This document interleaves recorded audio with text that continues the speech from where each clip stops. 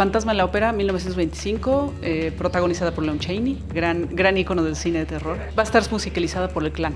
Es una musicalización totalmente especial para este evento y la verdad es que sí estamos bien contentos con lo que vamos a experimentar, ¿no? el 21 de agosto. La Llorona, que también es otra cosa que somos muy afortunados, la verdad, de poder tener esa película, la primera película de terror mexicano.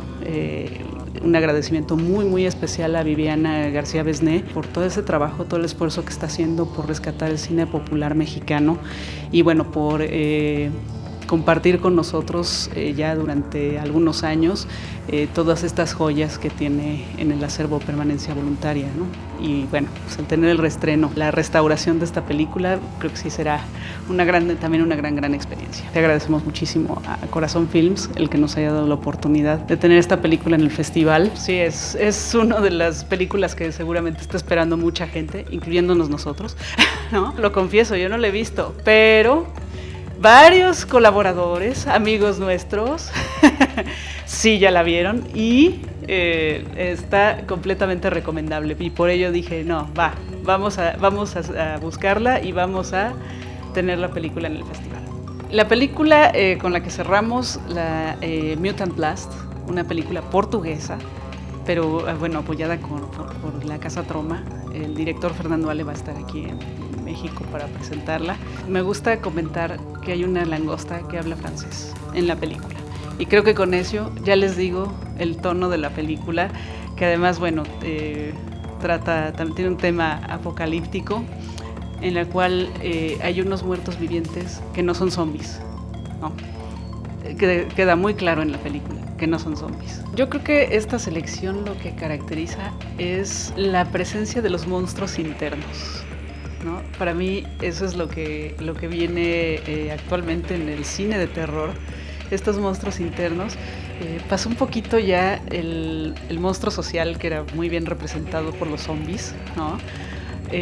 Creo que ahora nos fuimos más a examinar el interior, ¿no? Bueno, Julian, nosotros presentamos una película de él hace como 15 años, se llamaba The Last Horror Movie, que era una película que era era como del mismo tipo de Peeping Tom y este tipo de cine paranoico y a la vez de stalkers, ¿no?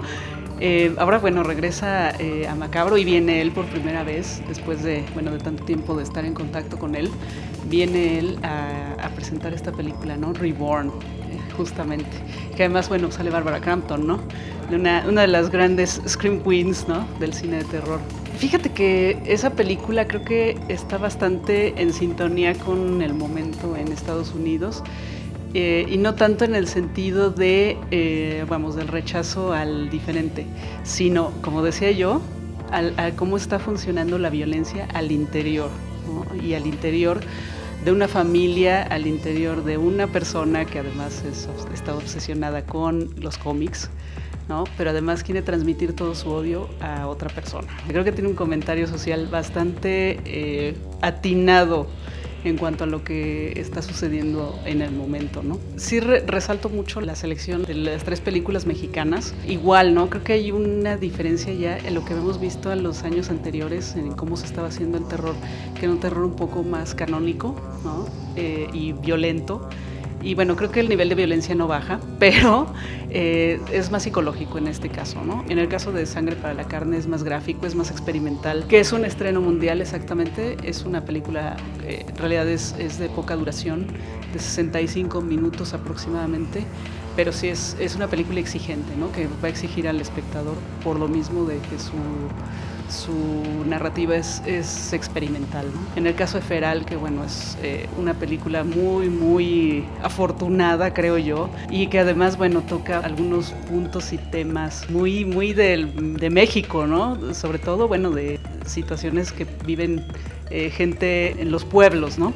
Creo que el tema es bien recurrente en las películas de terror, pero sí, la forma de narrarse es completamente distinta. Punto Muerto, que es más que una película de terror, es una película de cine negro, ¿no? Que es, además creo es como un homenaje, ¿no? al cine negro, que además yo siento que revisa punto por punto cómo se elabora un relato policíaco. Soy tóxico, de Pablo Parés. Pablo Parés ya incluso tuvo un homenaje en el festival. Es un director que ha tenido ya mucha producción allá y que bueno, se maneja mucho en el cine de guerrilla. Y bueno, Soy tóxico es una cosa increíble, muy enloquecida, psicotrónica, y creo que le va a gustar muchísimo a la gente, ¿no? Y la otra película, M, que es una película más canónica, incluso hablada en inglés y en español. Hay situaciones un poco violentas, hay un bosque, o sea, insisto, es un poco más canónica, ¿no? Carl va a estar también en Macabro, y bueno, sí, me pareció que la película es extraordinaria, ¿no? Es rarísima además, bueno, la forma en que se trata, digamos, el tema del asesino serial con el vampirismo, ¿no? Entonces, sí, también es de los highlights del festival, definitivamente. Otra, Eres tu papá, la cubana, ¿no? De la coproducción Cuba-Inglaterra de Rudy Riverón. También muy interesante cómo mezcla lo clásico ya con los toques de la cultura cubana, ¿no? Que además es muy especial, ¿no? Y específicamente en la parte de la hechicería, el vudú, la santería. Estas películas están fuera de competencia precisamente porque no son tan de terror, ¿no? O sea, no cumplen con un poco tanto con el canon que estamos manejando en el festival. Pero nos parece muy interesante mostrarlas. Mongolian Connection es una película completamente del tipo action, como le dicen por ahí, ¿no? Completamente, en broma aquí en el festival le decimos que es el complot mongol, ¿no? Y también una película que es más de ciencia ficción, ¿no? También apocalíptica y que creo que también tiene mucho que ver con el sentimiento de la época, ¿no? Y House, que es una cuestión tecnológica y que además, bueno, es el primer capítulo de una serie.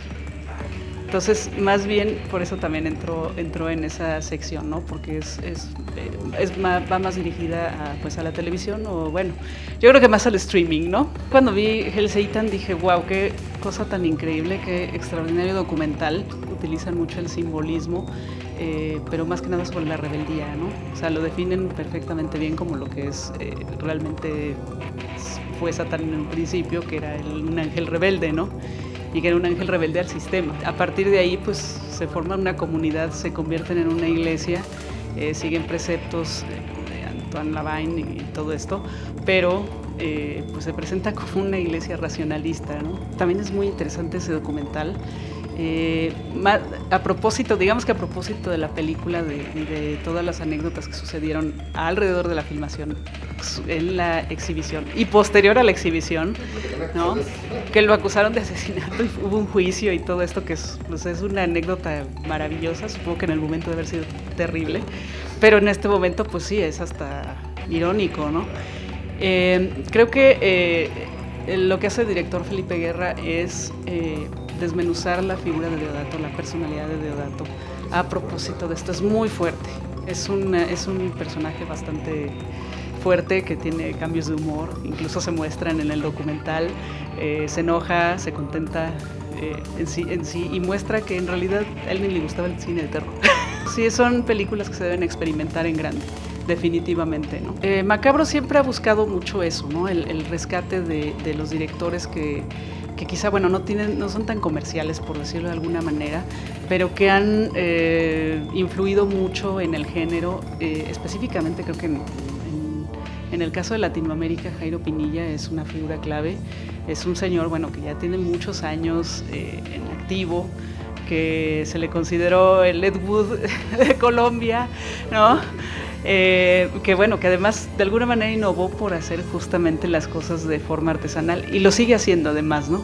Entonces, a mí me parece que es muy interesante, es un director de culto completamente y me parece muy interesante el poder presentarlo aquí en México, el que las nuevas generaciones lo conozcan y el que las generaciones que no lo hubieran conocido antes también puedan pues ver sus películas. Y no solo eso, porque es una persona bien accesible y además es muy old school, ¿no? Entonces va a estar muy dispuesta a platicar y además sus pláticas son muy interesantes. Sofía, ya habíamos proyectado de ella Cerulia hace 2 años en la selección oficial del festival, ¿no? Y a partir de eso, bueno, empecé a ver sus cortos. Tuve la oportunidad de verlos en marzo, prácticamente todos, en Guanajuato, en el festival Aurora. Y ahí, bueno, platicamos sobre toda la idea que hay detrás de todas sus historias. A mí me parece que Sofía es de los grandes talentos que tenemos en este país y que debemos sentirnos muy orgullosos de ella, ¿no? Y apoyarla. Y bueno, esa es una forma en que tenemos nosotros de hacerlo.